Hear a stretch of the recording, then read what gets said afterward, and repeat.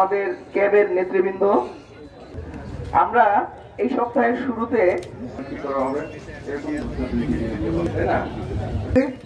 আপনারা দেখছেন তার উদ্বোধন করতেছে। পবিত্র মাহে রমজানকে উপলক্ষ করে আমরা এই প্রশান্তির বাজার এখানে চালু করেছি।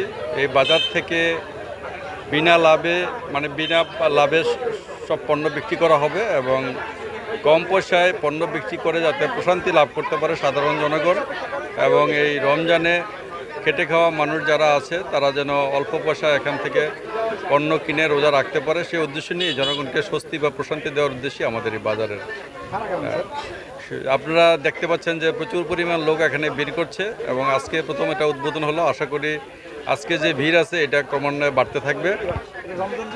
এটা আমরা সারা রমজানের মধ্যে চালানোর একটা টার্গেট আছে।